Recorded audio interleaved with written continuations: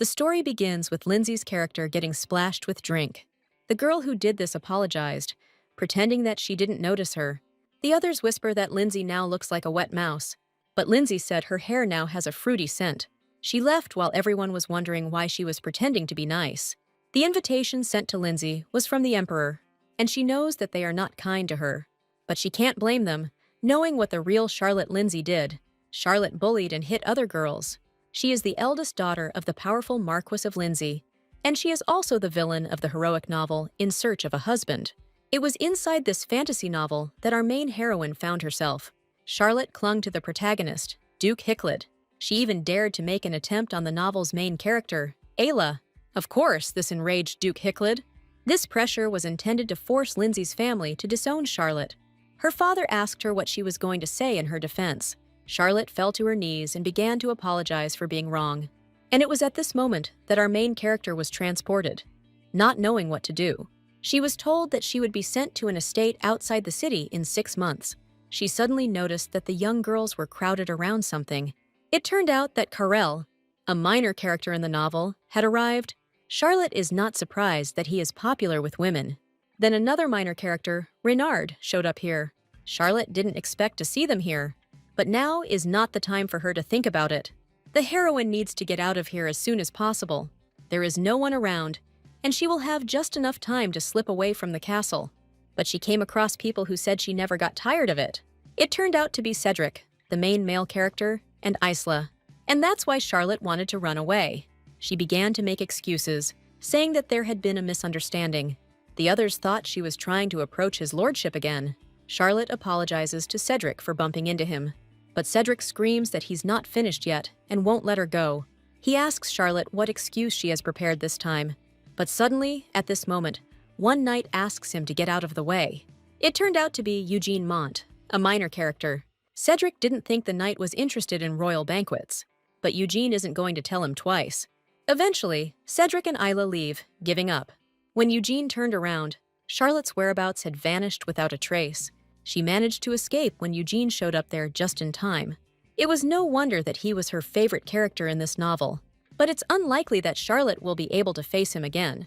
The villain should never associate with those who love the Duchess, so Charlotte plans to keep her distance and play her part quietly. She still doesn't know how she got into this book, but for now she's happy with it. She's a little lonely, but there's nothing she can do about it. Suddenly, the Crown Prince sneaks into her room. He covers her mouth and asks the girl not to scream. The Crown Prince apologizes for the suddenness, saying that he came with a request. And his request is that she let him sleep in her bed. Charlotte was almost speechless when she heard the question. The Crown Prince suggests that she thinks he has gone mad, but he admits that every time he goes to bed, he hears a voice. It's a terribly realistic hallucination, whispering in his ear over and over again. The Crown Prince has heard this so many times that he can repeat it word for word. He heard that the main character belongs to the main character, so he will take the supporting character. And then they whispered his name to Reynard and called him to their bed. Words cannot describe how shocked Charlotte was by what she heard. The main character cannot inherit the title unless she marries, and that is why the girl is forced to find herself a husband. She ends up staying with her childhood friend, Cedric. However, readers were unhappy with this decision. Our main character didn't like this ending. The last comment was hers, that she would take a minor character into her bed. Charlotte remembers that those were definitely her comments. Reynard admits that, despite not recognizing this voice, he continues to think about Charlotte, and his instincts tell him to go to her and to her bed. The Crown Prince is already afraid that Charlotte has cursed him. She, of course, replied that it was impossible. Reynard had thought she wouldn't waste the curse on him. Charlotte is glad that he doesn't suspect her. Either way, it's giving Reynard insomnia. Charlotte thinks it's too much for a man and a woman to share a bed. But the Crown Prince thought it obvious that she would sleep elsewhere. Reynard began to change clothes, apologizing in advance. He is dead tired and could collapse at any moment. Wanting to leave as quickly as possible, Charlotte wishes him good night. It wasn't her wish to be kicked out of her own bed by a minor character. Reynard even brought his prepared pajamas with him. Charlotte asked him what was wrong, ready to fix everything. But Reynard thinks it really was wrong to kick her out. So he decides to just take a blanket and sleep on the couch. Still, thanks to the blanket, Charlotte, who was sleeping on the sofa, was not cold. But suddenly, the Crown Prince wakes her up. saying that he cannot sleep. He thought he would be able to fall asleep, but the drowsiness disappeared. Reynard says he wants to sleep on the couch and asks to give it to him. For some reason now, he wanted to lie on the sofa.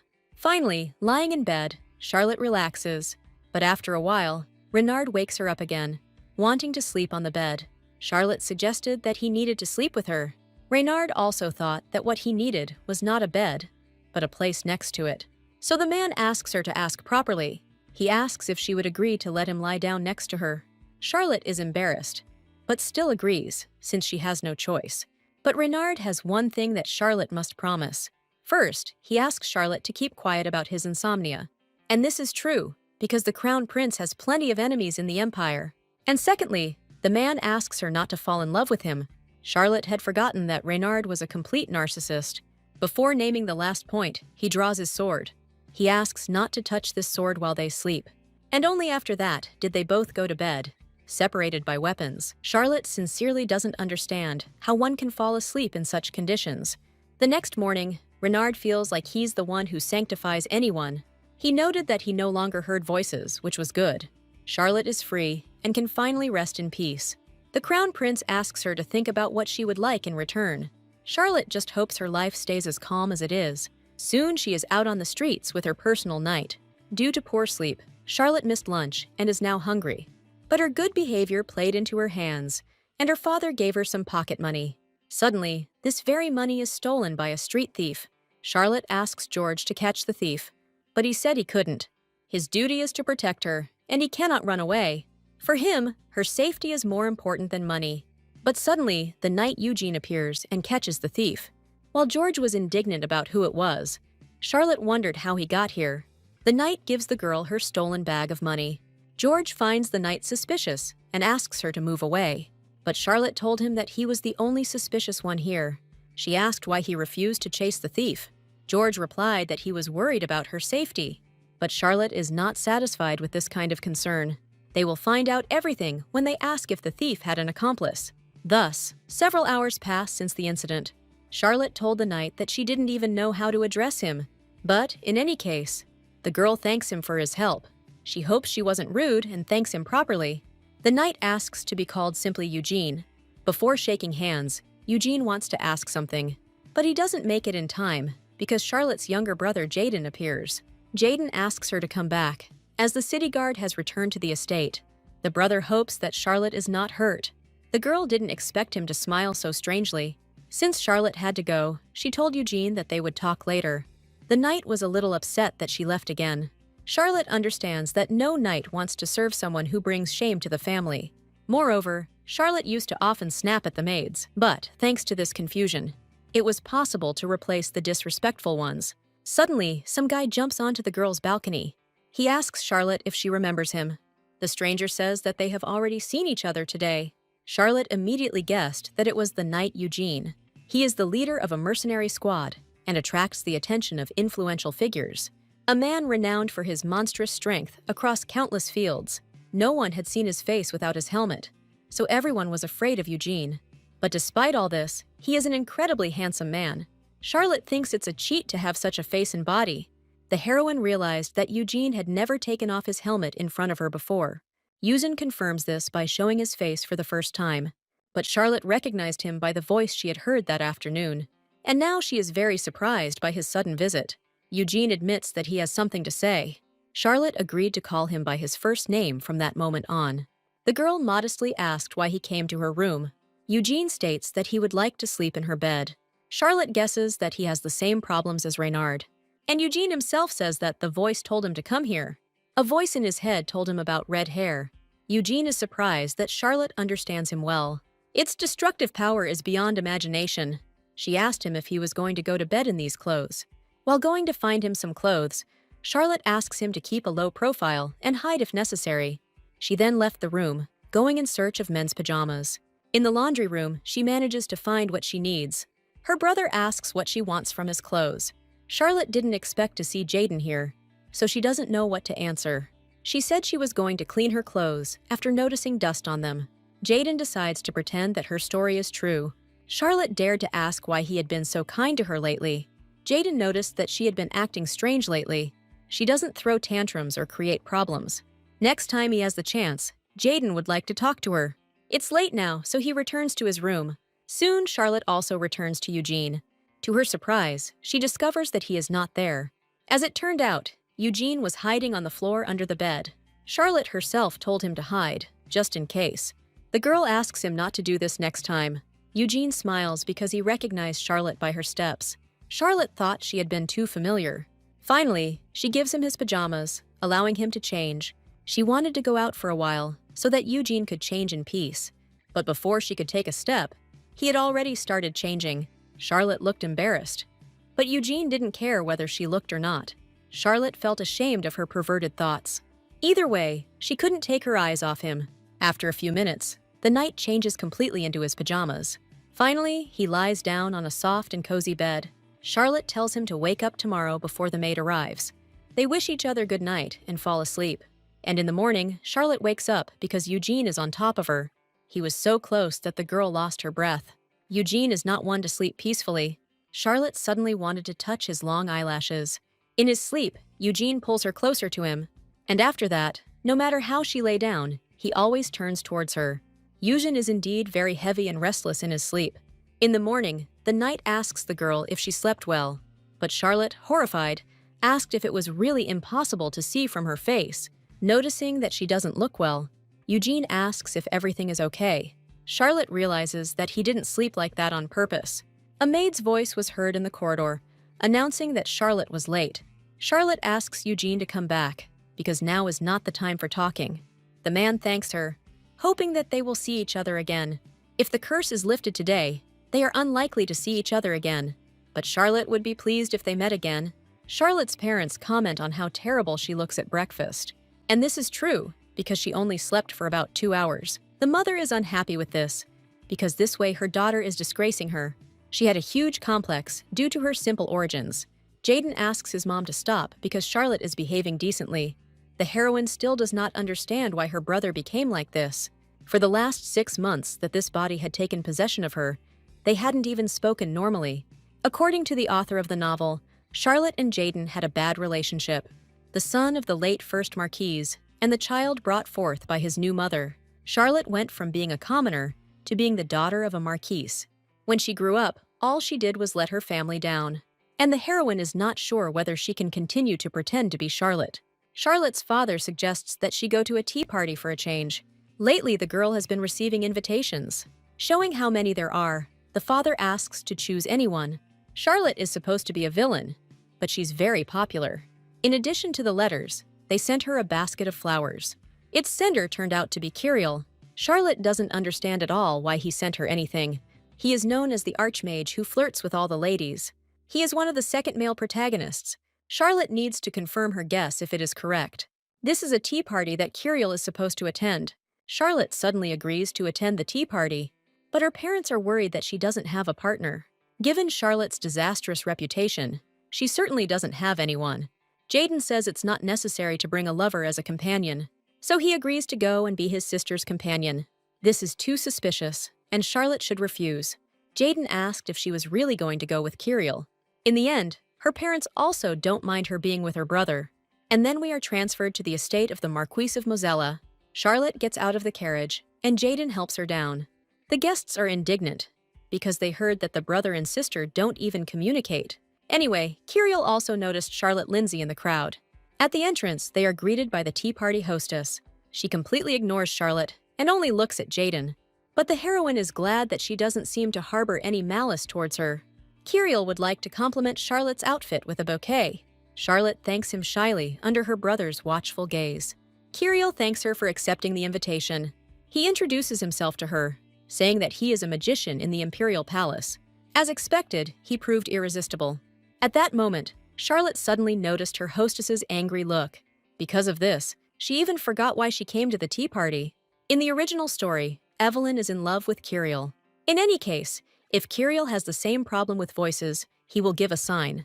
But first, Charlotte needs to secure her own life. She just needs to get through this tea ceremony. Jaden asks her if she wants to see her friends. Charlotte replied that she had no friends. She asks him to ignore her and enjoy his tea. There's no one here for Jaden to get to know. Charlotte was afraid that he would be heard. But he didn't care. Lately, Jaden has been acting softer towards his sister, but whenever she asks about it, he evades the answer. Now she finds Jaden much more beautiful up close. Charlotte noticed the dark circles and asked if he was tired. Jaden waved it off, saying he was fine. He noted that the way Curiel looked at her was unusual. Since he is a known heartthrob, she should be careful. Charlotte decides to go for a walk, and Jaden doesn't have to accompany her. He will ask her if it is true that she is not going to listen to his advice. This made him angry, which was more like him. So the girl decides to go and meet Curiel. Since this is a romantic novel, the search method should work. To meet the main character, you need to meet in the garden. And so it happened that Curiel found her, asking worriedly what had happened. Charlotte is glad that they met again. Curiel guesses that she lured him here on purpose. It will be problematic if he suspects something. That's why Charlotte said she gets lonely quite easily. Curiel seems unaware of her reputation and position. Apart from Evelyn and Curiel, no one spoke to her today. Charlotte screams desperately that she is very lonely. She usually spends the whole day alone, from morning until night. She thanks him for listening to her and runs away. In the evening, as she expected, there was a knock on her window. She opened the shutters, welcoming Curiel as he arrived. He sincerely apologizes for visiting her at such a late hour, but Charlotte is sure he has a reason. He can tell her anything he wants. Curiel admits that he is too ashamed to say it. Charlotte threatens to take his hand if he doesn't tell her. It may seem threatening to others, but it should have an effect on him. Curiel asks how he can share a bed with a woman he is afraid to touch. Curiel was abandoned by his parents and raised by a teacher. His teacher insisted on a rather unusual method of teaching. Naturally, under such mentorship, he was always surrounded by men. Luckily, Curiel's older friend showed up and taught him how to deal with women. Full of confidence, Curiel went into the tower. But there was one problem waiting there. It turned out that the older comrade was a desperate womanizer. Unaware of this, Curiel practiced his lessons in the tower. Curiel was overly kind to girls he had no intention of dating. It didn't take long before rumors began to circulate that he was a womanizer. In this scenario, it seems as if he is asking women to fall in love with him. To sum it all up, Curiel believes that he is cursed. Charlotte finds it hard to believe, but she has no choice. She is a little awkward, but she agrees to offer her bed. Curiel grabbed her hands with happiness and thanked her. But, realizing this, he immediately jumped back, screaming in fear. The character she thought was a playboy turned out to be pure and innocent. Since it's already late, it would really be better for Curiel to spend the night here. Before this, Charlotte asks if he has any sleeping habits, and does he have a reaction to accidental touch in his sleep? When he replied that everything was fine, Charlotte offered to lie down next to him. Curiel swears he is not so shameless as to repay Charlotte with disrespect. He doesn't have the slightest impure thought towards her. He repeats that he has no interest in her in that sense. At this point, Charlotte asks him to stop.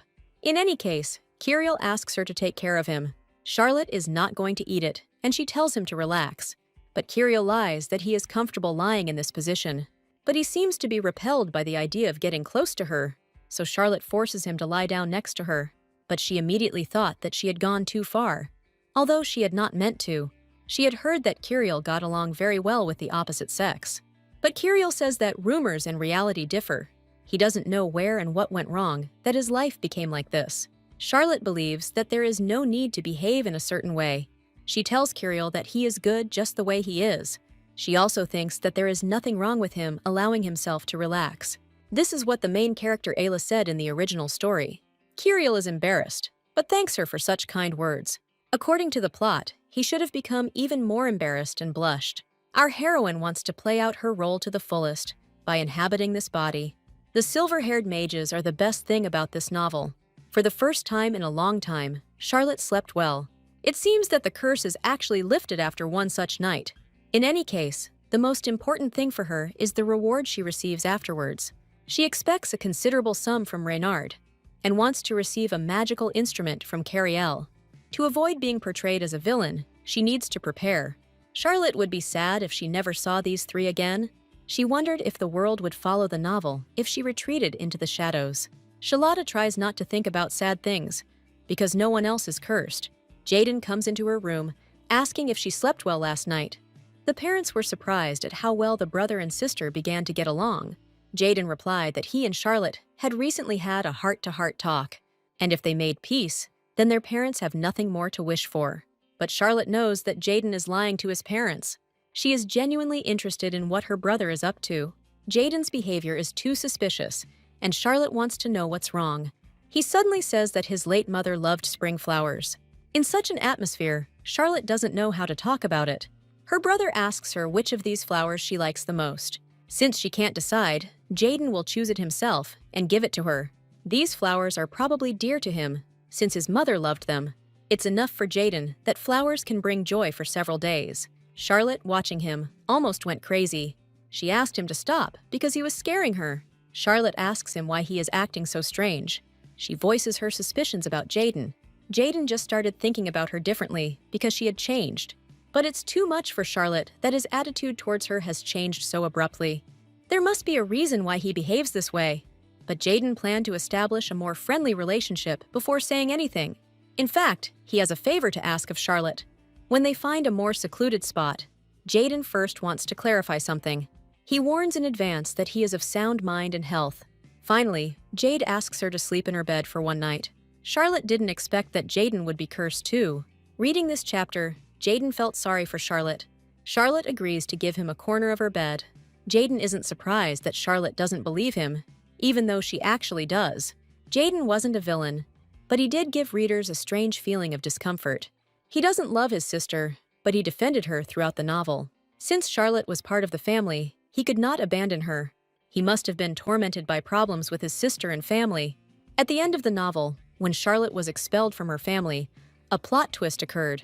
And the twist is that Jaden had feelings for Ayla, but in the end he gave in, wishing Ayla happiness. The main character, reading this novel then, was indignant. Because of this strange request, Jaden wanted to win her favor. Charlotte hoped that he would tell her everything honestly from the very beginning. But Jaden really wanted to make their relationship work. Charlotte doesn't even believe that this is what her once rude brother is saying. But, be that as it may, Charlotte agreed. Jaden promises to do his best to repay this favor. He decides to ask if Curiel had contacted her. When Charlotte replied no, he asked whose hair was on her pillow then. Charlotte realized that this was Curiel's hair. Charlotte had to lie that it was her gray hair. Jaden swore he saw silver hair, but the girl denies it. In the end, she managed to convince him, and he believed her. Anyway, Jaden asks her to forget about Curiel.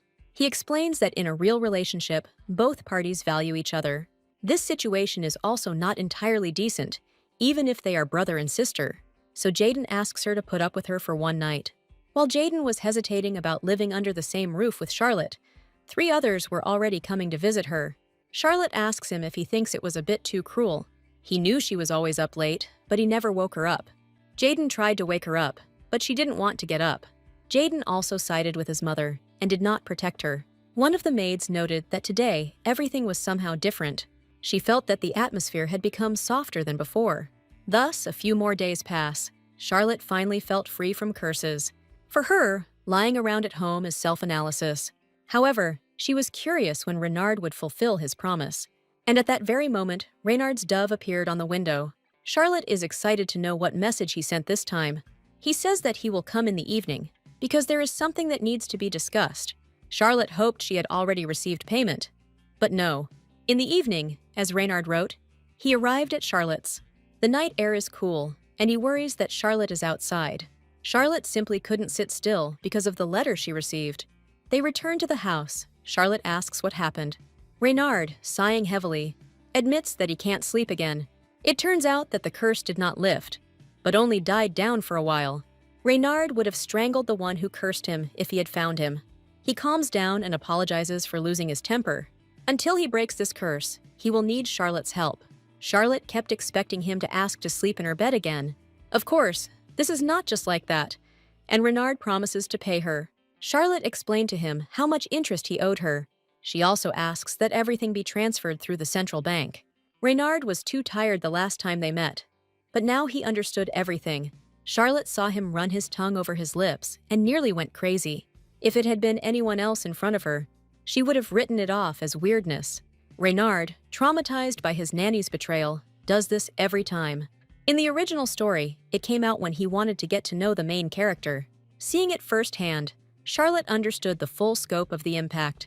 Renard says that Charlotte never forced obsessive love on Duke Hicklid. About 6 months ago, she caused a huge scandal. So Reynard thought she would ask for something like revenge on the Duke, and not money. Reynard suspects her, but as long as she is his key to the curse, he will not touch her. But no one said she had to remain unharmed for it to work.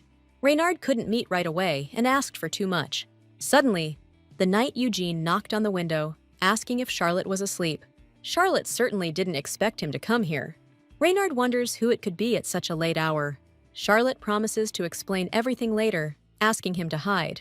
She then returns to Eugene, asking what he is doing here. She gently says that she has some circumstances and asks him to leave. She promises him that she will definitely be free tomorrow.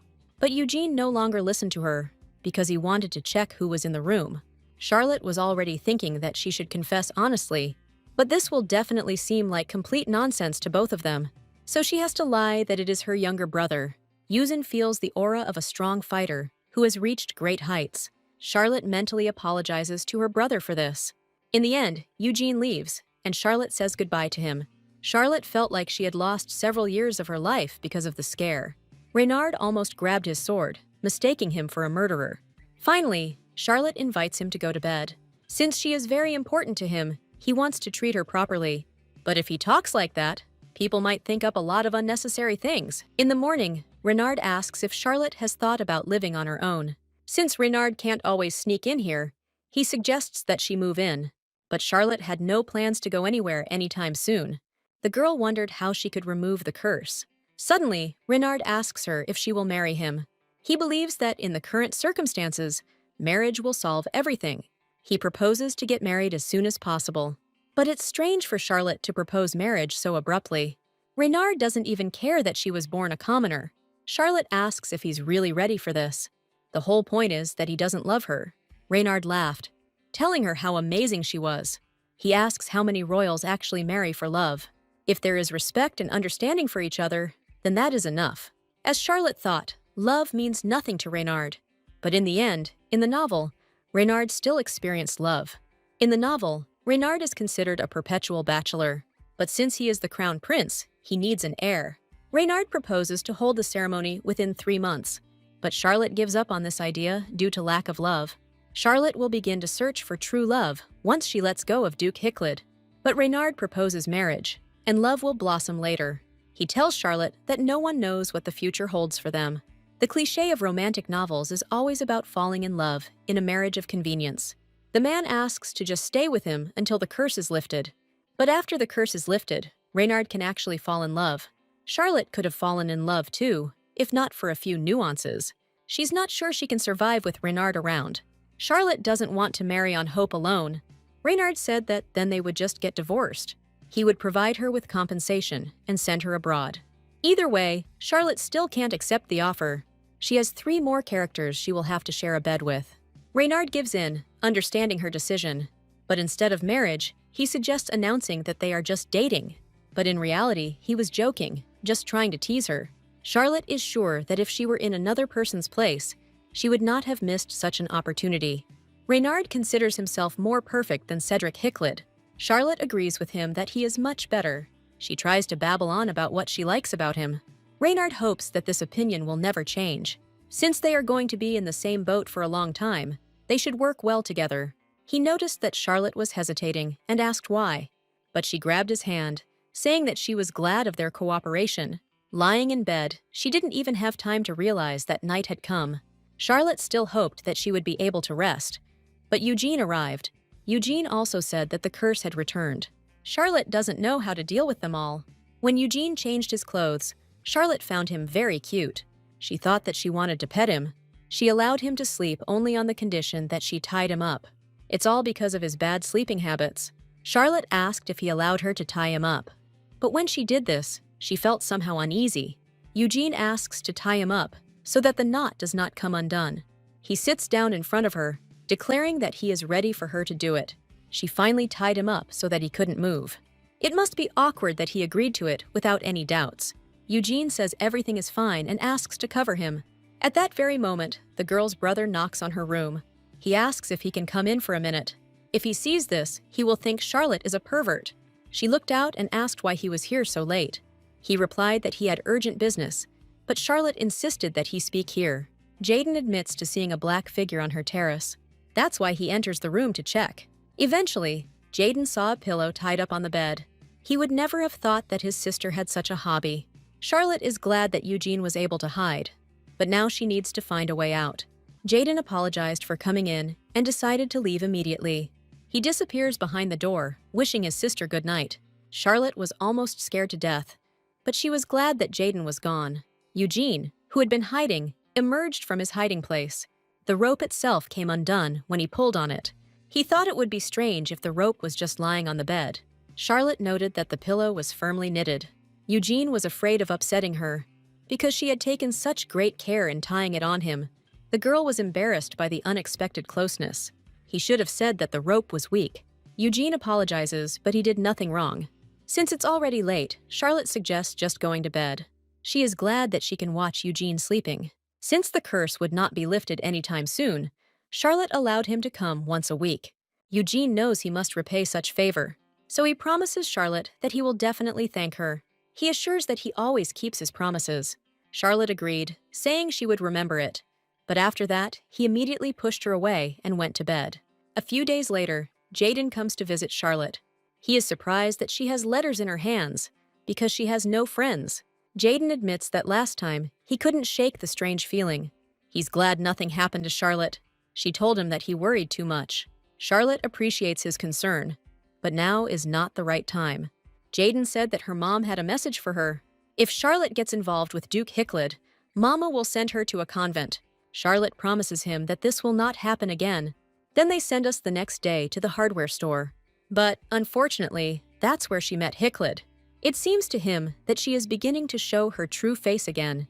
In this case, Mom will definitely send Charlotte to the store. Charlotte asks the Duke how he is doing, but Hicklid asked if she had really been following him since she ended up here. In the original, Charlotte terrorized Isla, stalked Cedric, and harassed them both. So this time she should apologize properly. She is sure that no matter how many times she asks for forgiveness, it will not be enough. Her attempts to ruin the lives of Cedric and Isla cannot be justified in any way. But Hicklid still thinks she's up to something. Charlotte hands him a letter of apology, which she always carries with her. The others began to whisper that Charlotte had suddenly changed. Cedric doesn't believe in her repentance, thinking that she didn't even write the letter. Charlotte realizes that her sins are difficult to forgive. But if she has proof that she's not following Cedric, he'll believe her. Only the store manager knew that Hicklid would be coming today. But suddenly, Charlotte realized how to prove her innocence. As proof, Charlotte shows her entry into the store.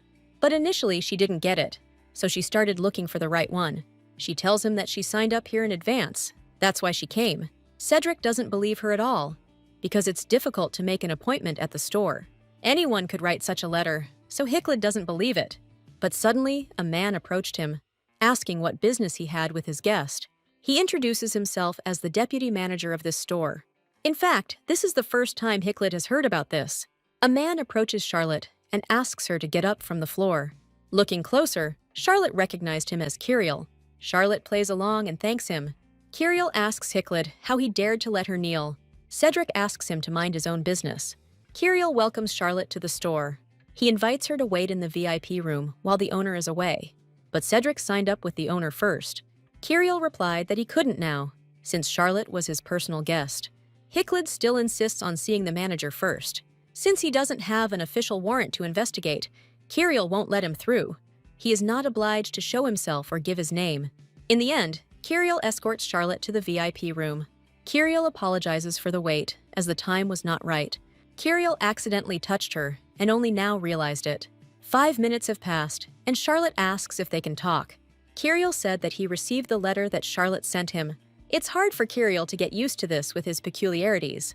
He gives the impression of being an annoying person from Hicklid, but he immediately apologized because they remembered that Charlotte liked Hicklid. But Charlotte gave in to her quest for love. Charlotte apologized for a mistake she made in the past. Curiel thinks she's too good for someone like Hicklid. It must be the curse if Curiel is so kind to her. She asks Curiel not to praise her so much. Charlotte wanted one of his inventions as a reward. But in reality, Charlotte has a different purpose for being here. Curiel easily agrees and asks to follow her. He asks her to look around and not to rush. If there's something Charlotte wants, he'll give it to her. First, Curiel shows her a fan for the heat. Then, he shows a thing that will scare away insects with its aroma. He shows her a bunch of different things that might be useful somewhere. Charlotte asks if she can buy something with money. But these magical items are almost priceless. But Charlotte wants to get the item she really needs. He was upset that she didn't like his inventions. But that wasn't true. There is just something that the heroine needs right now. In the end, Curiel brings her the box. Charlotte says this is just what she needs. Inside the box was a hunting rope. This will allow Charlotte to tie up Eugene. Curiel admits that he has one more request. He knows that from the outside it may look shameless, but he asks her to sleep in her bed again. Charlotte agrees, allowing him to come this evening. She tells Curiel that he has nothing to apologize for. The news had already reached the parents that Charlotte had apologized to Cedric on her knees. The father apologizes that no one believed her apologies. Charlotte thanks them for believing her. Her parents believe it is time for her to return to high society. All this because she apologized to the Duke? Her father will arrange a match for her, so she will go to the meeting. Charlotte hates this high society. Her reputation is still tarnished. She was recently doused with champagne. Charlotte just hates it, so she doesn't want to let anyone near her. Suddenly, Curiel appears, stating that he would never have thought that she hated him so much. He is ashamed that someone like him asks to sleep in Charlotte's bed. But Charlotte told him that it wasn't him she was upset about. Curiel believes that he has a lot of problems because he is afraid of women. Charlotte guesses that Curiel is not easy in everyday life. The last time she said something she didn't mean, things got more complicated. This time, she decided to say it her way. But suddenly, she found herself too close to him. He said he just wanted to remove a feather that was stuck to his back. After that, he immediately screamed and jumped out of bed. Because Curiel can't sleep, he thinks the curse has been lifted. He is very worried that Charlotte cannot sleep, but she thinks he is much more tired than she is. So, just in case, he prepared something. This is a magical device that helps you fall asleep. If you concentrate on this, you can fall asleep. Curiel himself fell for it and quickly fell asleep. But what's the point then if he fell asleep instead of Charlotte? But this is for the best, because Curiel is very tired. Charlotte is glad that he can finally rest. She is afraid to move, because Curiel might wake up. But in the end, she managed to move. She wanted to get up, when suddenly she began to fall. Curiel, who had woken up, managed to catch her, asking if everything was okay. Curiel asks worriedly if she is hurt. Charlotte casually reminds him that their hands touched. In the morning, Curiel leaves, thinking that he will visit Charlotte in 10 days. Before he comes, he will send the girl a letter. Curiel gives her a flower before he leaves. Today, Charlotte decided to stay at home and not go anywhere. Her mother came into her room and asked if she had slept well. Noticing the flower, the mother thought that it was the flirting wizard who had brought her a basket again. In fact, she came to announce the date of the meeting. Cedrina's heir is famous for being a handsome man. Charlotte agrees to try, because it's just a date. A few days later, their meeting took place. Charlotte doesn't even understand where she is or what's going on. It's immediately obvious that her mother liked the man. Perhaps Charlotte had seen too many hot guys.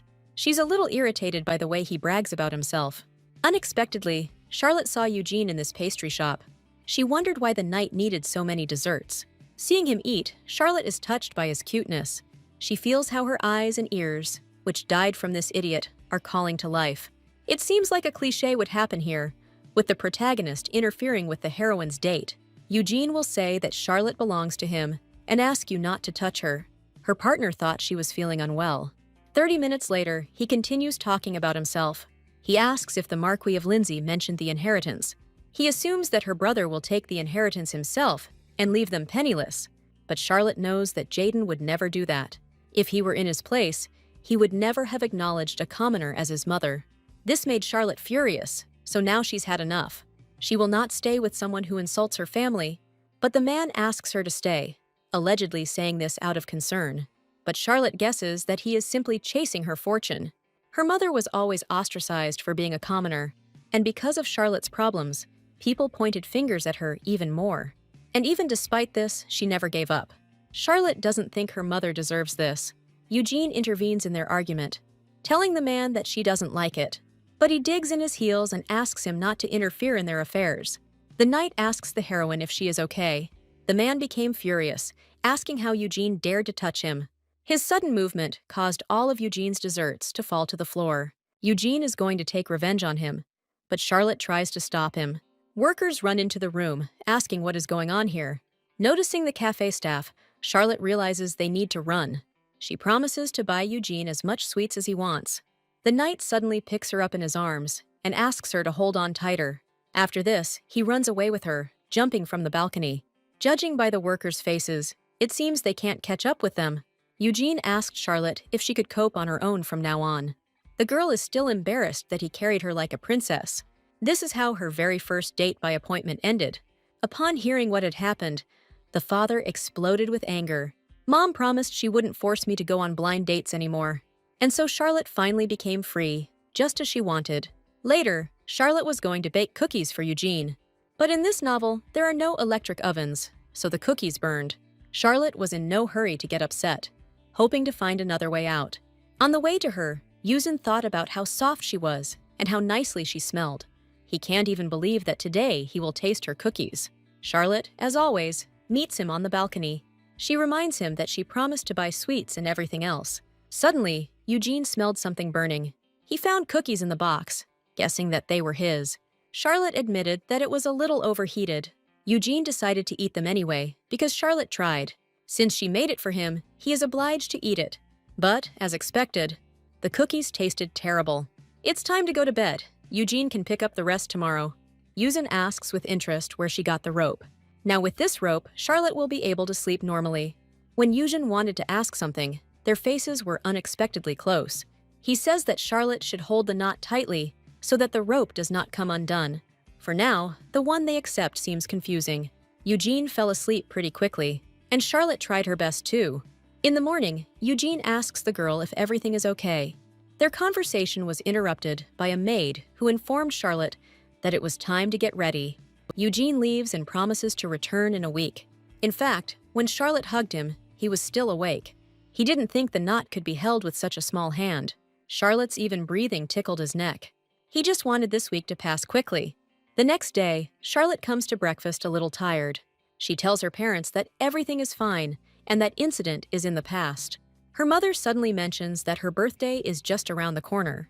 They decided to throw a grand banquet for her. This is a very important event, so Charlotte cannot refuse. It was Jaden's idea. He was worried about his sister. Charlotte could have told Jaden right away that she didn't want to, but she asked him to shut his mouth before she pushed him off the bed. She already imagines how people provoke her into quarrels. And the main thing is that she doesn't want to run into Isla and Cedric at all. But Jaden remembers that Charlotte never listened to others. The heroine became so accustomed to her brother that she forgot to play the role of Charlotte. Charlotte also noticed that she began to behave unusually. Jaden asks if she remembers what she said to him on the court 10 years ago. She is already afraid to imagine what will happen if she guesses wrong. She says she doesn't remember the past very well, but her brother asks her to think about it. Since the phrase was in her repertoire, Charlotte repeats that she is not angry and asks to be left alone. It turns out that she yelled at him then, just like she did now. Charlotte was unhappy that Jaden was giving up because the training was going badly. This actually made Jaden want to train even harder. For him, it was a memorable moment, but for Charlotte, it was a trifle. Then she told him that there was no point in being sad because of the fear of breaking something. So Charlotte shouldn't be afraid of anything unnecessarily. Jaden assures that their family will always stand by her. He was just trying to cheer her up, and now he's gone to bed. She asks him to wait at least 5 minutes. Jaden's desire to be recognized wasn't out of anger. In fact, he hoped that his sister would at least glance in his direction once. He is sure that they could be good brother and sister. Jaden didn't know what a childhood dream was. The next day, Charlotte goes into town with the new knight Calix. Calix asked if she wanted to buy herself a dress for her birthday. Suddenly, on their way, they come across a lady who asks how Charlotte dared to come here. Charlotte has so many enemies that she finds it hard to remember who they are. The lady asked if she was getting into trouble again, but Calix told her that she was asking for it now. This lady's family must be of high standing. The heroine asks Calix what dress he likes. The lady flared up because they were completely ignoring her. That's why the girl dared to slap the knight. Charlotte, frightened, asks if he is okay. The lady said he should have moved away instead of putting himself in harm's way. Charlotte gets angry and asks the lady to apologize to Calix. The fact that Calix is a simple knight does not give this lady a reason to insult him. At this moment, Ayla suddenly appears, asking what is going on. Of all the people Charlotte could have met, it was Isla. Isla quietly asks Jane what happened here. Jane is a fairly important supporting character. Isla apologizes on Jane's behalf for being rude, but Charlotte wants the apology to be for Calix, because he was the one who suffered, so she asks Jane to apologize to the knight. Jane does not consider herself guilty, thinking that she is being accused in vain. She reminds Charlotte of how she treated Isla. If Jane is not stopped, she will continue to chatter endlessly. Charlotte eventually apologizes to make her shut up. Charlotte apologizes to Isla for those actions, and she understands perfectly well that no words will wash away her sins. She is willing to apologize if kneeling will ease Ayla's heart. Ayla suddenly runs up to her and asks her to stop. She says that she has already accepted her apology, and that is enough. It seems that Isla has that very aura of the main character. Isla hopes that Charlotte will forgive Jane's rudeness. Charlotte agrees only if she apologizes to Calix. Isla tells Jane that she knows she is a good person. She is confident that Jane is capable of admitting her mistakes. In the end, Jane apologizes to Knight Calix. Ayla's words have a strange power to touch and convince people. Charlotte will have to deal with Isla all the time, so she also apologizes to Jane for her rudeness. She said that out of jealousy towards Ayla, she slandered her. The heroine can no longer ruin people's shopping, so she asks them to leave. Before leaving, Ayla asks to send her invitations to the birthday banquet. But if Ayla comes, then Cendric will come too. But Charlotte eventually agrees to send one invitation. It so happened that Charlotte never bought herself a dress. She decided that she would rest a little and then take a bath. Crown Prince Reynard unexpectedly appeared in her room. Before this, he sent a message via pigeon that he would come today. Charlotte apologizes for completely forgetting about it. Reynard asks her where his invitation is, but Charlotte thinks it would create risks if he showed up there. In the novel, Reynard always acted only in his own interests. People will definitely find it strange that he will appear. It will become a rumor. Everyone will be discussing why the Crown Prince attended the banquet of the troublemaker. Reynard himself knows that her reputation is not the best. Charlotte hopes he won't insist on the invitation. Reynard asks if she went dress shopping today. This begs the question of why she returned empty-handed. Charlotte doesn't understand how he knows where she was. Reynard only believes what he sees, and Charlotte is not the type to hurt anyone. Charlotte realized that Reynard had been following her today, but Reynard says his eyes are everywhere in the Empire. It turns out he ordered his men to spy on the girl. The Crown Prince would not have had time to play the stalker. Reynard was just joking when he said he would come to her ball, but he was still curious about who would come to her. Reynard asks if she'll be embarrassed if Cedric shows up there. Charlotte denies this, saying that she is no longer in love with him. For some reason, Reynard says that this is a relief for him. The main character looked at him questioningly. Charlotte finally moves on the bed so they can lie down. It's amazing how she can sleep so peacefully next to a stranger. Reynard actually asked to keep an eye on her and report on every step. Initially, the Crown Prince did indeed suspect her. He suddenly thought that a girl like Charlotte was rare. He leaves thinking that this will be a great birthday present. When Charlotte woke up, she noticed that Reynard had already left. She felt uneasy at the thought that the curse could be because of her. But since this is a world of romantic fantasy, there must be a way. As a result, 3 hours later, Charlotte is already praying in the temple. The priests discuss how Charlotte has finally calmed down. They are surprised by her noble posture, certain that she hears Yomekna's voice. Yomekna is a goddess who was mentioned in the novel. She never appeared fully in the book, but was referenced many times. Charlotte is confident that she has a high chance of communicating with her. But 2 hours later, no one answered her prayers. Therefore, the girl came to the conclusion that God simply does not exist. And in that moment of despair, she heard a voice promising to help her. She has already started apologizing for everything she said. But the goddess asks to come to her, and she will help her. She asks you to follow her and open the door that will be ahead. When Charlotte found herself next to her, she wondered if this was really the right place. But the goddess confirms that this is exactly what is needed. She asks the girl to destroy the statue, and then her troubles will be solved. The troubles that beset her will disappear, and the goddess will help with this. But Charlotte believes that one voice is not enough for the all-powerful goddess. The goddess kept repeating that she should destroy the statue. She promises Charlotte to give her eternal fame and wealth. The goddess insists on destroying the statue, or she will curse the girl. One of the priests heard a noise coming from the door. Out of fear, Charlotte accidentally hits the statue, causing it to break. A broken statue, a forbidden zone, and Charlotte Lindsay caught in the act. Since the statue is broken, Charlotte asks, "What about the promised fame and fortune?" As it turned out, the vase was simply broken by a cat running past. After this, the girl ran out of the room in panic. She wants to get home as soon as possible and rest. Luckily, she sleeps alone tonight, and no one will come to her. When Charlotte looked in the mirror, she saw a black cat on her head. She got scared and jumped up from her chair in horror. It seems that the maid doesn't see this cat. The cat tells her that she is a pretty good person. Charlotte asked in horror if it was a fake cat. She thinks that maybe the cat has a message for her, but the cat simply became curious about what kind of person she was. Charlotte didn't let her stay here, but she decided for her. It turns out that only Charlotte can see her. The cat is going to live here with her until she gets bored. She is also an ancient god, like Yomekna, but a little different. Charlotte might never have been able to contact Yomekna. She thought that the cat wanted to gain strength and asked for Yomekna. But this is not so. Much of the original power has faded away as the cat was sealed for so long. But neither he nor Yomekna can harm her directly. This is how the girl understands that she has nothing to fear. She asks the cat to be quiet because she is going to bed. At the very least, she expects a little courtesy from her new partner. Time passed, and there was only one day left until the birthday banquet. Charlotte asks Jagan what she looks like. Her brother said that it suits her, even though the style of the dress is different from the previous ones. Charlotte just wanted to try something new. She can't imagine the face he'll make if she tells him it's a gift from the crown prince.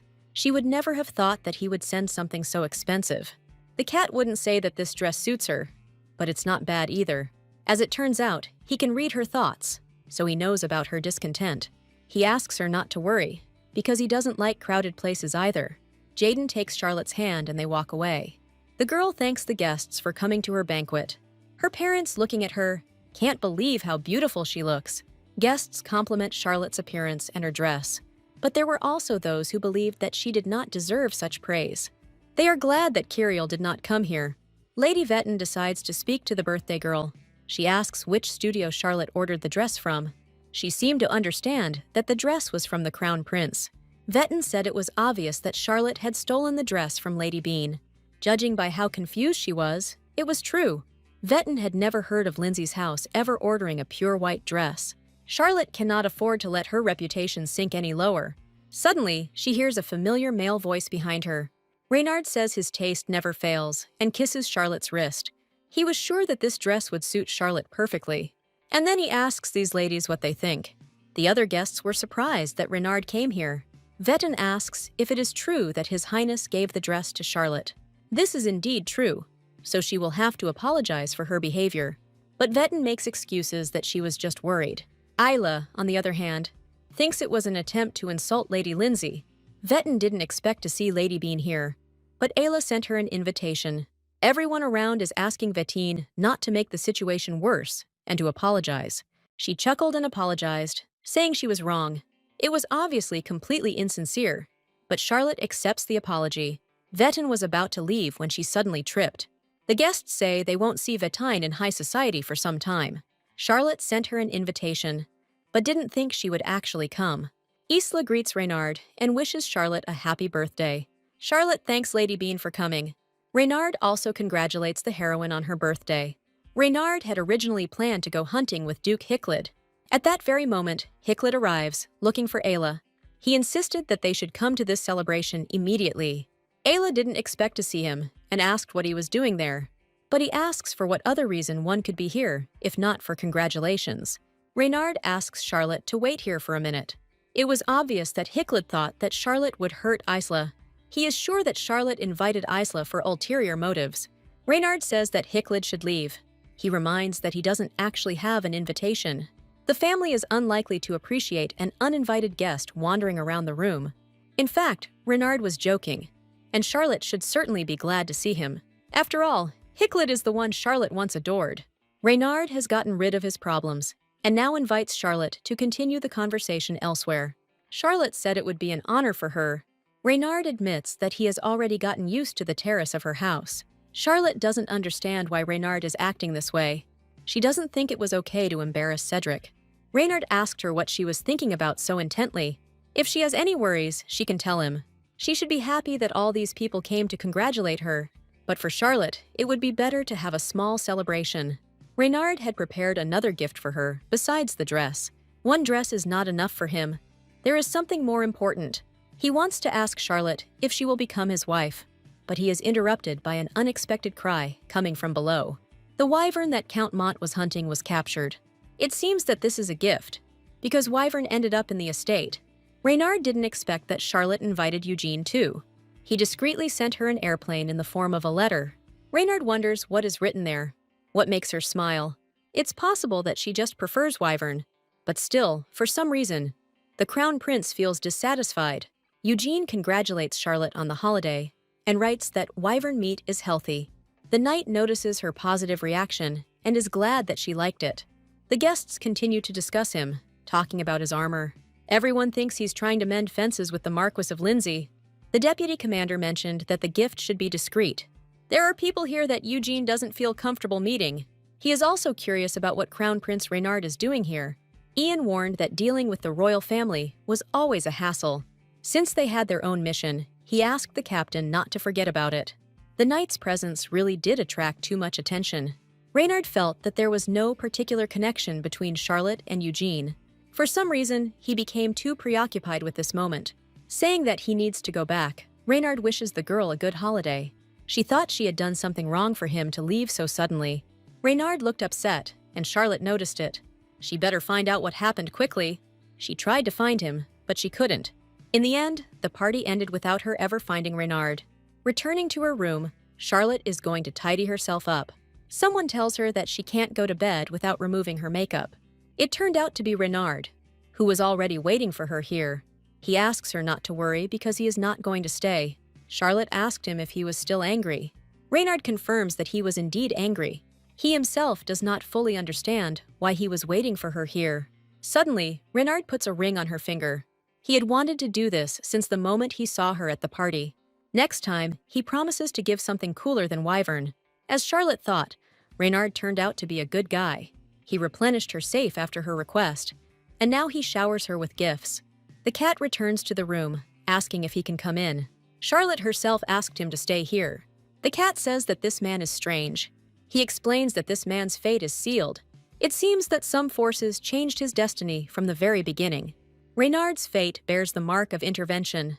This is the work of the master of this change, Yomekna. This may mean that the plot will change as well. Charlotte suspects that Yomekna has placed a curse on her bed. Now she needs to explain everything, so she asks you to listen carefully. Charlotte says that this is a world from a novel, and she came here from another world. Obviously, the cat won't just believe this nonsense, but Charlotte convinces him that she is telling the pure truth. She thought she was dead, but then she opened her eyes and found herself here. The cat touches her forehead, checking if her mind is all right. One way or another, this world is not just a fictional story. Perhaps someone from the heroine's world looked into this world and wrote a novel about it. Charlotte allowed the thought that this could happen. But her main problem is not whether all this is true or not. She wants to tell him everything if he promises not to laugh. But 10 minutes later, the cat is already rolling on the floor, laughing. The cat doesn't feel any curse energy around the girl. In essence, the little comment the heroine wrote became real. Charlotte asked him if there was anything he could do to fix it. Unfortunately, the power over this dimension belongs to Yomekna. Charlotte asks him to contact her, but he is not allowed to cross paths with her. But Charlotte doesn't understand why, because they are both gods. Charlotte can't just call the Emperor either. She didn't expect that the gods of their romances would be so difficult to meet. But if Isla is the main character, then Yomekna must watch her. But Charlotte won't be able to find out about this so easily because of Cedric. The cat suggests that fulfilling Charlotte's wish will lift the bed's curse. When she wrote that comment, she just wanted to be in bed with a man. That's why the cat asks to share sweet love with him. Charlotte tells him that there is no point in this. Charlotte tried to break the curse, and now the cat asks to share her love. But she initially wanted romance, but now she doesn't want it. Charlotte reminds him that she is not the main character, but the male roles, as in the original, fall in love with Ayla. Everyone sees Charlotte as Isla's martyr and villain. In the worst case, the men in love could kill Charlotte. But Reynard's fate is already distorted and changed in any case. The cat also noticed that Charlotte always used words that were unknown to him. She has no intention of returning to the previous plot. Charlotte wondered if she really deserved love. She is ashamed every time she sees secondary characters suffer because of her. The cat asks her to forget about her past life, because in essence she was born again here. The next day, Charlotte comes to the magic shop. She told Curiel that the magic rope had broken, but this rope is strong enough to hold an animal the size of a house. Still, Curiel apologizes for the inconvenience caused. He feels that this is why she didn't invite him to her birthday party. Charlotte noted that even a gloomy Curiel looked beautiful. She even thought that she had fallen in love with him, but Charlotte did not invite him so that he would not feel awkward among women. Lately, Curiel has been studying noble manners. Charlotte asks him to throw away the book because everything in it is wrong. Curiel doesn't understand what he was doing all this time.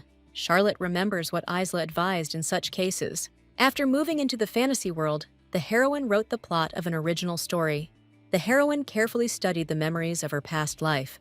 Curiel asks what she's looking at there. From that moment on, she asks him to give gifts worth more than 30 gold pieces. He should also try to exchange personal letters. Curiel asks how he can thank Charlotte. Although it was late, he prepared a birthday present for her. He shows her a self-contained magical cleaning tool. It's just a robot vacuum cleaner that somehow ended up in this world. But it would be cheaper to hire a maid for the house. Curiel didn't even think about this, suspecting that his gift was useless. But Charlotte took the gift in her hands, saying that she liked it. Curiel's inventions are a step in the process of errors. Maybe in the future everyone will use his things. Curiel thanks Charlotte for accepting his gift. The next day, Charlotte comes to the bookstore. A stalker should appear here, who is bothering Curiel. Charlotte can't just stand there and watch someone bother him. Yesterday, Curiel confessed to Charlotte that he was being followed. Lady Evelyn has been constantly following him around lately. According to Curiel, she often appears in the bookstore. Charlotte is interested in what books are popular in this world. Unexpectedly, she met Vetten and her minions. She told Vetten that she was glad to see her outside the estate. Vetten jokes that Charlotte was kicked out by the marquises. She says that a lady who loses her parents' love becomes a rat. But Charlotte came here for books, not for meaningless chatter. Vetten grabbed her hand and stopped her. She asks if she really thinks that Hicklid will forgive her so easily. Vetten is sure that Charlotte will soon start doing mischief again. As it turned out, the real Charlotte was bullying Isla along with Vetten. And now there is a chance that Vetten will be under fire from the discussion. Whatever Charlotte says, Vetten will still decide in his own way. Charlotte wanted to wait for Evelyn, but she would have to leave. But suddenly, someone tells her that she dropped a book. The girl asked her in surprise how she knew her name. Vettine recognizes the girl, saying that this is an unexpected meeting. And suddenly, Charlotte realizes that this is Evelyn. Evelyn asks Vetten why such unceremonious people came to the store. Vetten makes excuses that Charlotte started it first. Evelyn admitted that she watched them and saw everything. From now on, she asks Vetten to be careful. Vetten's minions also think it's time for them to stop picking on each other. Charlotte doesn't understand why Evelyn is suddenly so kind to her. Surprisingly, Evelyn even paid for her book. In fact, Charlotte grabbed the first book she came across. But it turned out that this book was also to Evelyn's taste. Evelyn happily asks Charlotte to become friends. The nobility usually looked down on books for adults. Therefore, Evelyn was forced to carefully hide her hobbies. Charlotte asks Curiel why Evelyn might be stalking him. That's because Curiel is remarkably similar to the character from that book. The image of a flirting magician coincided with the image of Curiel. And if Curiel behaves differently, Evelyn might leave him alone. But the established image cannot be easily erased. Hearing the words of the Golden God, Charlotte looked at Curiel as if he were a man.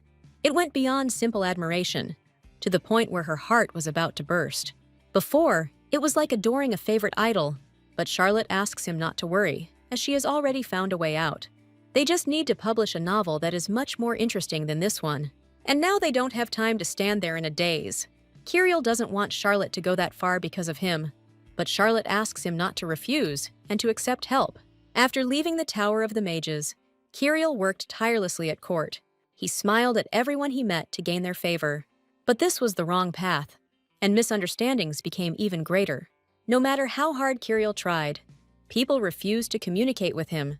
He even thought about returning to the Tower of Magicians. Curiel thought that he would have to continue living alone. He thanks Charlotte for her help and kindness. Today, Charlotte asks him to give it his all. Soon, Charlotte meets Evelyn for the second time. Charlotte noticed how she had changed since their last meeting. Evelyn apologizes for her behavior at the tea party, But for Charlotte, it is already in the past. Last time, Charlotte promised to bring an unpublished edition of the novel. The girl secretly shares that the content here is very explicit. Of course, these novels are works of art. Charlotte asks to read it, and then share your impressions. Evelyn would also like to read and discuss other novels. Charlotte hopes that Evelyn will stop pursuing Curiel, because they created this manuscript for 3 whole days. At some point, Renard suddenly felt goosebumps run through his body. A whole day spent reading is really tiring. Charlotte is greeted by Curiel, who thanks her for her work. She thanks him for coming all this way for the meeting. The girl suddenly remembered that Curiel didn't like being touched. He should have recoiled from her in shock. But surprisingly, Curiel is calm now. Curiel reminded her about the sedatives, but Charlotte no longer needed them. Curiel would still like to help her, but Charlotte replied that that's what friends are for. Curiel seemed a little upset that she called him just a friend. The cat told Charlotte that only love could break the curse. Charlotte doesn't understand why he's scolding her like that. She had a deliberate strategy to use cliches. The more the heroes define the relationship as friendship, the higher the chance that the plan will work. Charlotte is sure that the cat saw her and Curiel yesterday. Soon the secondary characters will fall in love with her. Charlotte told Jaden that he should be grateful. Her brother asked her in surprise what she meant. She said that in no plot of the novel does the Marquise's son have red hair. Evelyn must have read everything Charlotte wrote by now. Jaden doesn't want to listen to statements about his unpopularity. He asks if Charlotte will participate in the hunting tournament. In novels, this is where the most important events always take place. Or the hero and heroine become closer when they find themselves in nature. Or the heroine's life is in danger because of enemies. Or the main character and the secondary character compete for the catch of game. This is an event where youth and romance boil. Without much thought, Charlotte agrees to participate. Jaden advises her to start practicing embroidery. Traditionally, ladies embroider a handkerchief and give it to a gentleman. We soon move on to the day when the hunting tournament begins. Charlotte is not confident in her scarf, so she didn't even think about giving it to anyone. Even though she doesn't hunt, she still decided to dress appropriately. It's already summer, and wearing a huge dress in this heat is not an option. She needs the suit to protect herself from killers. But in reality, she doesn't even know how to shoot a bow. Jaden noticed that Charlotte was acting very strange. His Highness the Crown Prince arrives at the site. He will be the leader at the hunting competitions. Even in the novel, the Emperor never attended a hunting tournament. Maybe there won't be any killers this time, since Renard is here. To lift the curse, Charlotte must win the heart of a minor character. And this time, her target will be Renard. Even though her handkerchief is terrible, she is going to give it to Renard.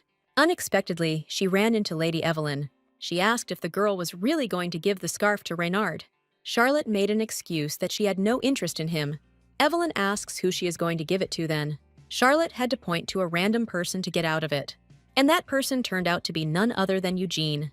Evelyn said it was a rather peculiar choice. Eugene is also participating, but Charlotte has already forgotten about him. But for some reason, the rest of the people reacted too strangely. Eugene is a good person, but no one notices it. Charlotte says she put her heart into this scarf, and now she has to change her course towards Eugene. Because of her, Eugene will become the subject of even more gossip. This is too selfish. She needs to come up with an excuse. Charlotte says that wyvern meat is actually very healthy. She makes an excuse that in all the chaos, she didn't have time to thank Eugene. Compared to Eugene's kindness, this handkerchief is nothing. Renard doesn't understand why Charlotte gave the handkerchief to Eugene. Since the birthday banquet, Renard has been unable to understand her. But now is not the time to worry, because the tournament is more important. Little Renard was told that he must never forget the throne. He will not allow the Empress to see a single mistake on his part. Next, we are taken to Lindsay's camp inside the family tent. Jaden asks what Charlotte was thinking when she handed the handkerchief to the knight. She must have heard rumors about Lord Monty, too.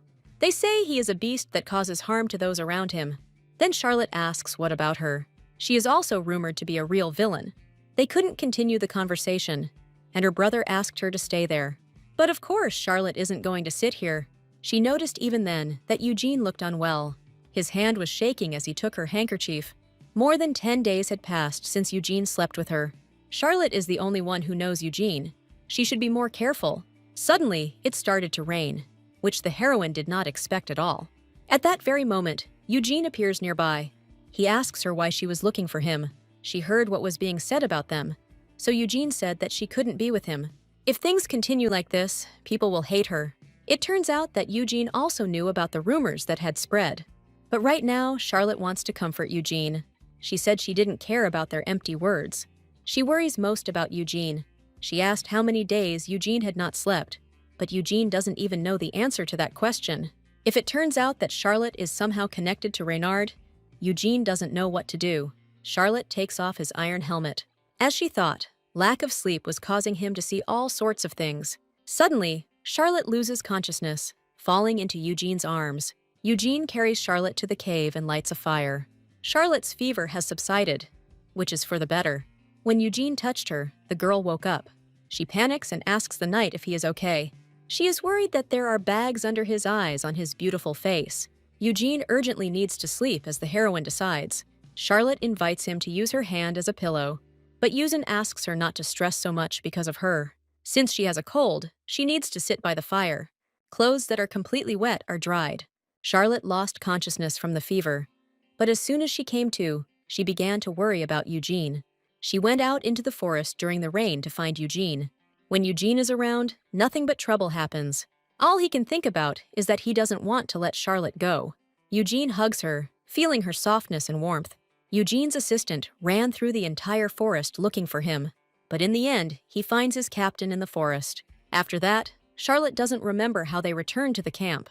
Jaden won't let her escape again and will watch her every move. He is not interested in first place in the hunting tournament.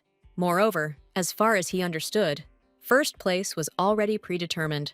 The Crown Prince's aides say it's time for them to return, but Reynard said that wasn't enough. This is not enough if he wants to inherit the title of emperor. Today, Eugene's assistant will keep an eye on him to make sure he doesn't run away. It's all because Eugene is obliged to take first place, but the nobility hates them, so the knight doesn't care. His assistant is also not surprised why they are not liked, but in fact, their advantage lies elsewhere. When they realize the usefulness of their blades, even the emperor's enemies will be interested. The assistant reminds them of their goal, but Eugene already remembers everything. Their goal is to obtain the emperor's head. Sometimes it is very difficult for his assistant to understand what is on his mind. Eugene, disobeying him, runs away into the forest again. He is met by Charlotte, who apparently also ran away. There are many scenarios in novels where the main characters can't help but fall in love. But more often than not, this happens because of what we call clichés. That's why Charlotte prepared thoroughly this time. She outlined a strategy for winning the heart of the second main character. Charlotte is confident that her plan is flawless. She asked Eugene if he was really going to miss the hunt today, but she herself told him that it was better not to go there. Eugene would like to thank her for the scarf she gave him. Dame of Glory is a title a woman receives after receiving the kerchief. If a participant receives multiple scarves, the title goes to multiple ladies. Every noble lady of the empire dreams of becoming a lady of glory at least once. Jaden is the only one who looks so desperate to win. And Charlotte doesn't understand why Reynard is so obsessed with winning. Eugene touches the girl's forehead, checking that there is definitely no fever. She suddenly became silent, so Eugene thought she had fainted. This is the real cliché, and now Charlotte must act. She tells the knight that she wants to tell him something, but at that very moment, as luck would have it, he sneezes. Eugene thinks she's still sick, but the girl said she got something in her nose. Charlotte noticed that her notebook was in the water and was floating away. Eugene is about to get it, but the heroine stops him. She can't let him read her notes. Eugene assures her that he never catches colds. Charlotte recalls that 3 years ago, Eugene would receive the title of Earl. He visited many countries, but for some reason he stayed here. Eugene has a dream, but he can't share the details. His dream was mentioned several times in the novel, but was never revealed. Eugene is from Nayuta, a country that fell 20 years ago. Either way, Charlotte will be rooting for him, but she doesn't even know what the knight dreams about. For Charlotte, it doesn't matter what it is, because she is sure that it is worth it. Eugene was embarrassed, but thanked her. Suddenly, he announces that he is going hunting. Since she supports him, he needs to give it his all. Charlotte, of course, didn't understand what hunting had to do with it, but she let him go. Also getting ready to leave, the girl wondered which way the camp was. An hour later, she still couldn't find her way and was lost. A wild bear suddenly appeared behind her. The heroine lost consciousness out of fear at the sight of him. The cat who followed her asks the bear to disappear. Charlotte later woke up feeling a headache. The boy, who had transformed from a cat, asks her if everything is okay. Charlotte muttered how handsome he was and hung up again. The guy doesn't even know what to answer to this. It was not for nothing that he decided to quietly follow her. Before arriving in this world, the heroine was an ordinary student. She never knew how to refuse people, which is why she suffered losses. The guy she was living with once again asked her to pay his rent. It's all because handsome men have always been her main weakness. And this didn't change even after getting into the novel. Charlotte can't get the purple-haired boy out of her head. She thought that this guy himself carried her to the barracks after the bear attack. The best solution would be to ask Jaden. Jaden is glad that Charlotte didn't wander around anywhere else yesterday. Since he noticed she had run away yesterday, it would be impossible to ask. The awards ceremony for the hunting tournament finally took place. Reynard felt awkward handing over the grand prize to himself. It's no surprise that Reynard took first place. In fact, he really did kill a lot of monsters. Charlotte thought Eugene came in second. While she was thinking about this, Jaden asked her to look up. They saw a huge bird soaring above them in the clouds. On it sat the knight Eugene, who began to land. He had a phoenix egg on his back, which surprised everyone. Reynard reports that the awards ceremony is already over. It seems that Eugene went to the mountains, because the surrounding area was cleared by Reynard. Reynard felt sorry that Eugene had searched for such a rarity in vain. But Eugene is going to present this egg to the emperor and empress. But the guests are indignant. Why give the egg to someone who didn't even show up at the festival? An hour earlier, Eugene's assistant had asked him to deliver the egg before it was too late.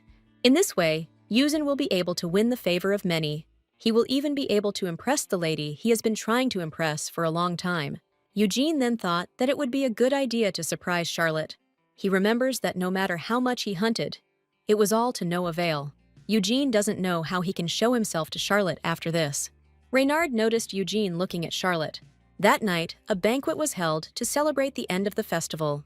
At first, Charlotte thought the purple-haired man might be a participant. Reynard approaches her and asks for a minute. Charlotte congratulates him on his victory, and he says he will be straightforward. He asks what her relationship is with the knight Eugene. He also asked why she gave the scarf to Eugene and not to him. Charlotte doesn't know how to explain that she wants to seduce him to break the curse.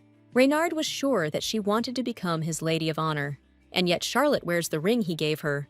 The head of the mercenaries sided with the empress, so now Reynard asks Charlotte if she is on his side. If the ring weighs on her, let her say what she wants. Reynard promises to give her everything she wants. Charlotte thinks he's worried she won't share the bed. In the end, the girl asked him to help her find one person. The cat asks Charlotte if she ever thought she was living aimlessly. She does nothing all day and lies around in her room. But Charlotte also considers him useless, because he couldn't even find a person. The cat asked if she really wanted that purple-haired guy so much.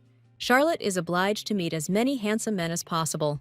The cat asked how her determination would break the curse then. He asks her to just make a plan to make it easier. In fact, she would like to try many things. After some time, Charlotte shows the cat her wish list. It was just his little dream, a classic of the genre. After that incident with the thief, all the servants were replaced. And now Charlotte is treated kindly. She would like to become a great mistress of the elements. Besides this, she also needs to earn a lot of money. The cat had already read enough of her desires, and he had had enough of this nonsense. He explains that such things cannot be achieved through one's own efforts. All Charlotte has is the title of a stupid villain. She promises to prove to the cat that they are inside the book. Charlotte asked for the status window to open just as Jaden arrived. Basically, it was her own fault for not hearing his knock. If Charlotte dies, she will not be able to become God's chosen one. But if this cat hadn't been so useless, she would have achieved everything by now. This time, Reynard sent the letter not by pigeon, but directly to the house. He claimed to have found a guy with purple hair. Charlotte assumed it was the court magician Karen. It's dangerous to wander alone through such a huge fantasy world. That's why Charlotte takes the cat with her, because two is always better. He is the only one the girl can rely on. The next day, they are met by the knight Calix. In any case, they could use a bodyguard. Soon they arrived at the appointed place. Calix asked if the person she needed definitely lived here. The place looks abandoned, as if no one lives here. Before Calix could knock on the door, it blew open and flew away with him. Charlotte, horrified, asks him if everything is okay. Suddenly, someone appeared behind her and asked her not to move. Charlotte got scared and said that she hadn't done anything. This is not at all the purple man she had in mind. He says that if he takes another step, the woman will die. And then Charlotte realized that this appeal was not addressed to her. This is addressed to Curiel, who said that it was despicable to resort to hostage-taking. The purple man asks her to disappear from his sight if he wants Charlotte to survive. But Curiel says that he is still destined to die by his hand here. Only now does Curiel notice Charlotte, not understanding what she is doing here. Apparently, Curiel's fighting spirit is already waning. Curiel asks Karen to let her go now. Charlotte doesn't understand why. If it's Karen, he's acting like this. The cat feels a power towards Karen, similar to his. It seems that Karen made a contract with the demons. Karen asks Curiel to drop his weapon, or he will kill the girl. If Curiel shoots magic at Karen, Charlotte will also be harmed. Charlotte wondered if she was really going to die like this. She suggests that the cat absorb Karen's power, since they are similar. The cat also doesn't understand why he didn't think of this himself, so he jumps on Karen's head. After this, the cat bites his head, and Karen feels his strength leaving him. Realizing this is her chance, Charlotte breaks free from his grip. At this moment, Curiel attacks Karen with his power. A second later, the purple man disappears, as if blown away by ashes. Curiel asks Charlotte if she is okay. The heroine didn't even think that Curiel was so strong. Due to loss of strength, Curiel falls to the ground. Something happened to his hand. He says it will heal. Charlotte guesses that Curiel has used up all his power. Taking the cat in her arms, Charlotte asks him to help, and the demon's curse really began to disappear. Charlotte apologizes to Curiel because it's all her fault, but Curiel is fine as long as Charlotte is unharmed. Charlotte doesn't think she's that special to sacrifice herself for, but Curiel tells her that she is kind, strong, sincere. He admits that she is an incredibly valuable and amazing person. Now Charlotte understood why Curiel was considered a heartthrob. Since Curiel couldn't see the cat, he asked what power the lady had used. She thinks he will destroy her if he finds out that there is an evil god next to her. Curiel asks her to explore her ability. He says he'll drop in on her this evening. Charlotte realized that Curiel was not going to back down. It seems that summoning a demon is really dangerous. She didn't have time to ask the cat because he went somewhere. Then I'll have to ask Curiel when he comes. Only then, Renard appeared noticeably on the balcony. He seriously asks who Charlotte was talking about just now. They agreed that Renard would come on other days. But Renard is worried if everything is okay, as he heard about what happened. Although, judging by how active Charlotte is, then yes, Charlotte is sure that the Crown Prince is up to something. She went there because Renard himself said that he had found the person she needed. Charlotte is sure he'll just turn it all into a joke. But Renard apologizes, realizing that it was his fault. Charlotte felt a little awkward about the apology. Jaden saw a suspicious shadow on the terrace, and now asks his sister to open the door. Reynard thinks it wouldn't hurt to tell Jaden about their relationship. But Curiel will also be here any minute. Because Charlotte didn't answer, Jaden had to kick down the door. And of course, he finds the Crown Prince in his sister's room. Charlotte makes an excuse that Reynard wanted to discuss something important. Reynard said they wanted to discuss sleeping in the same bed. Jaden didn't expect that his sister and Renard were already in such a relationship. He thinks they were meeting secretly to avoid public attention. He is confident that Mom and Dad, although they will be shocked, will accept them. Jaden promises to do everything to keep their relationship a secret. They all heard a rustling sound coming from the balcony. Reynard said he was going to check who was there. Surprisingly, it was not Curiel, but Eugene. Reynard asked if he was Curiel, but Eugene said he was not. Jaden, horrified, asks if his sister is dating the wallpaper. Charlotte sighed that Reynard did not recognize the knight. But Reynard recognized him and asks Eugene to tell him the reason why he is here. In response, Eugene asks why he suddenly has to explain himself. Reynard is outraged that the knight speaks to him in such a tone.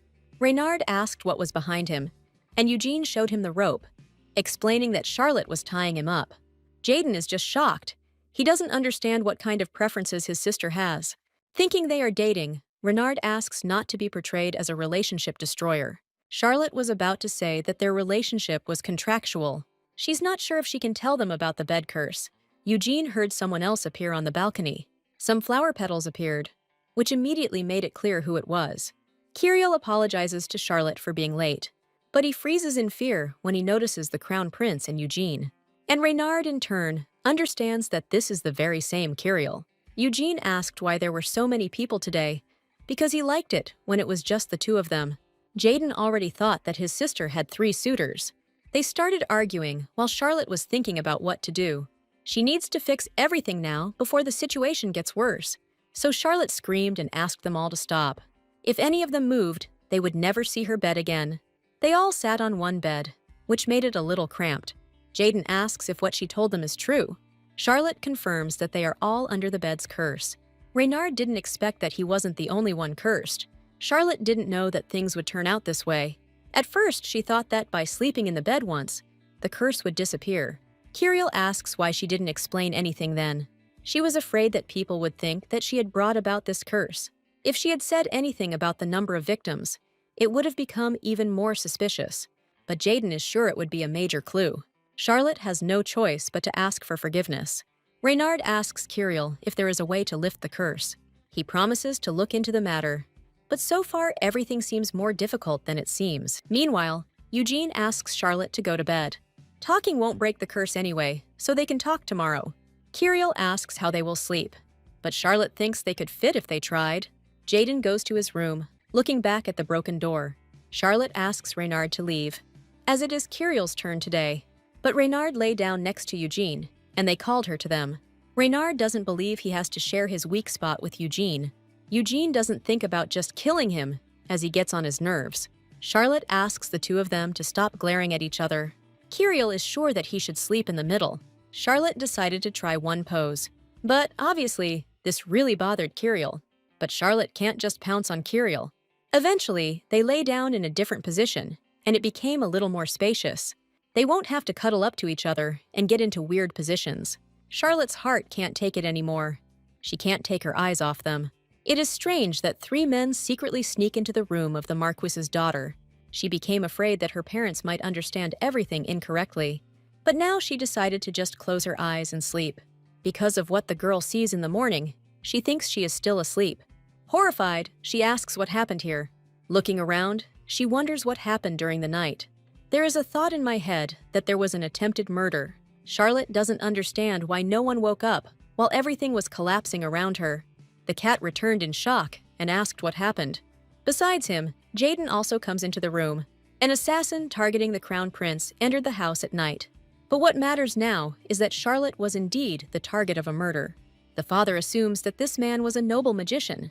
Charlotte still doesn't understand how the room managed to collapse while she was sleeping. In fact, it was all set up by Charlotte, and all this to tell her parents that she is moving out.